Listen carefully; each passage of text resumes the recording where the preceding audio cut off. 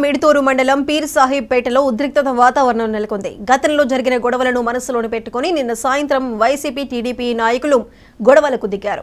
వివరాల్లోకి వెళ్తే వైసీపీకి చెందిన వెంకటేశ్వర్లు, శివకుమార్లు టీడీపీకి చెందిన వ్యక్తుల ముందు మీసం తిప్పారన్న కారణంతో వైసీపీ కార్యకర్తలను చితకబాదారు. ఈ దాడిలో వెంకట లక్ష్మమ్మ, రవణమ్మలకు గాయాలయ్యాయి. గాయపడిన వారికి మిడ్తూరు ప్రభుత్వ హాస్పిటల్లో చికిత్స అందించారు. పోలీసులు రంగు ప్రవేశంతో గొడవలు సద్దుమణిగాయి. రెండు పార్టీలకు చెందిన నేతలు స్టేషన్కు చేరుకొని పోలీసులకు ఫిర్యాదు చేశారు.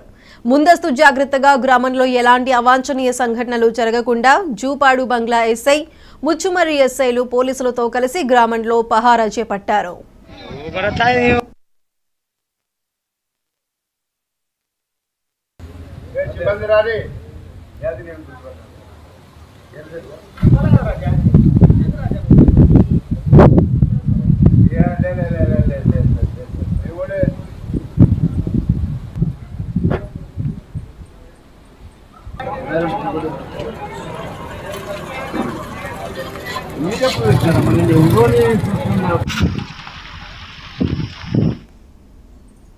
లోక్సభలో కనువిందైన దృశ్యం చోటు చేసుకుంది. ప్రధాని నరేంద్ర